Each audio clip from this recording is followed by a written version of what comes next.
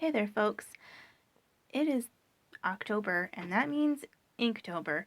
I did not know if I was going to participate in Inktober this year until the very last second, and I'm glad I did. Um, it's been a week in so far, and I'm happy with all the drawing practice I've gotten in, and I needed drawing practice. I really did. I've been using crutches, you know, photo references, which isn't really a crutch, so to speak, but I've been using them as a crutch. And I think that um, this was a good thing for me. I needed to do that. So the first day was ring, and I wanted to do like two hands holding, that cliche wedding picture. But then I'm like, no, this is too hard for day one. So I decided to do a bull's nose, and I actually think it's a yak or something. It's definitely not one we have native in America. We probably do have something like this. I don't know, but yeah. So I could tell right away that I needed a lot of practice, but I wanted to have fun with it. I wanted to um, see what I could do with ink, and I've got a ballpoint pen and a brush pen and a fine liner, and and I'm actually, for this one, I'm using charcoal and pencil, an ebony pencil, and that was really a great way for me to get some shading in. For day two, Mindless, I thought a Zentangle would be perfect because you are supposed to be mindless or I don't know. Sometimes mindless and mindful can mean the same thing. But if you're supposed to be in your mind and you're not supposed to be thinking of too many things, so in that way you're supposed to, um, you know, live in yourself rather than outside of yourself, right? So I kind of think that fits the prompt, but maybe it doesn't now that I really think of it. I don't know. Anyway, I think this was also a good thing for me to do because I have tried doing Zentangles before in the past, and it was difficult. I could never figure out what to do next. It was always something like, what would look good here? Well, I have no idea. I guess I'll quit now. But this was uh,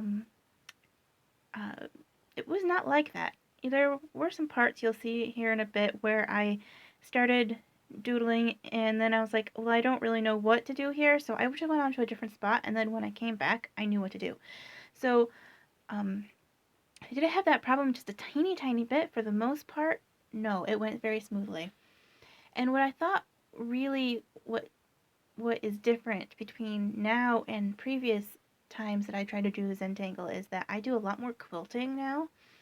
And I used some quilting patterns in this Zentangle. I thought, what an interesting overlap that I never even thought about before. That swirl pattern, that's a quilting pattern. The leaves, I've done that quilting. Um, that first thing I did, not the little tiny circle, but it's called feathers in, there, I'm doing it right now.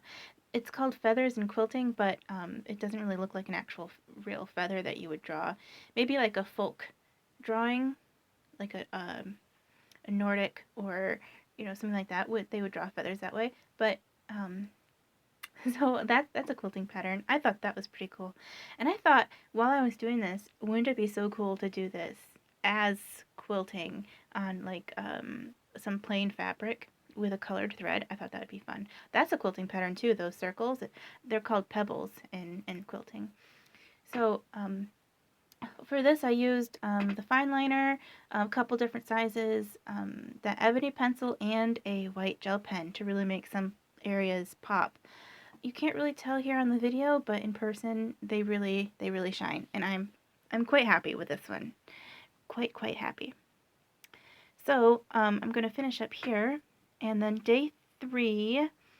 Oh yeah, bait. Day 3 was bait, and I thought, how funny would it be to have the bait be the princess for the dragon, and the knight is hiding behind the bush waiting for the dragon to come try and get the princess.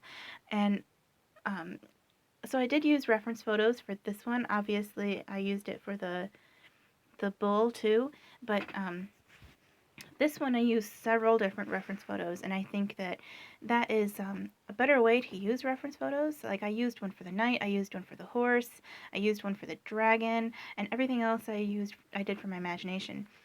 And I'm sketching it on a separate piece of paper here because I thought it was too complicated for me to really just go for it. So I was going to plan it out here on a separate piece of paper, and I'm glad I did because I changed some things. Right there I was drawing a castle.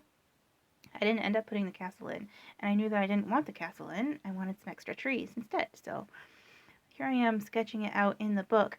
And I should probably mention the book I'm using is a really inexpensive one that I got it at Meyer, and I don't know if they still have them. I should actually go look because they're really quite fantastic, and I'm really quite surprised how good they are in for mixed media because it was $2, maybe like $2.50. It was ridiculous. I just bought it because I wanted a junk sketchbook to like doodle my ideas in, and it turned out to be really nice. So um, yeah, I'm really quite pleased with the way Bait especially turned out because I did not know how I was going to do all these different tones. So here I am coloring in with the pencil, and I didn't know how this was going to look. You know, what parts should I leave lighter? What parts should I leave darker? And I just kind of went for it. I wanted the horse to be white, but I knew that he had to be shaded to look real. Like right now he looks like he's cut out of from like a sticker or something. So I knew he had to be shaded to look like he belonged there, but I didn't want him to look like a gray horse, right? So I'm quite pleased with the way it came out. The only thing I don't quite like about is the trees. I think they hide the dragon a little bit too much, and I didn't know how to draw clumps of leaves. I'm like, I forgot so much because I stopped drawing and I just started, you know, I've been painting, which is really a different skill. It's a different skill than drawing. So day 4 is freeze, and for freeze I thought cold. Cold I thought Arctic, and Arctic I thought polar bear. So I'm drawing a polar bear. And this is I actually skipped days. So I'm doing day 4 on day 7 because I was really busy that weekend and couldn't do Inktober the way I wanted to. So I'm doing it post. And you know, this is all right. I like it all right. I think I could have done better. I could definitely tell that I should have kept on drawing those days because it felt strange to me to draw. So yeah, I really should do it every day. I should draw something every day, not just during Inktober. So day 5 is build, and I did have a little bit of trouble with this one, trying to come up with something, but all of a sudden it just hit me. Child's building blocks, you know, those ones with the ABCs, and so I decided to do that, and I thought it would be really cute if it spelled out Inktober. But I didn't draw enough boxes, so I just sort of stuck one at the end. And so it's a little lopsided.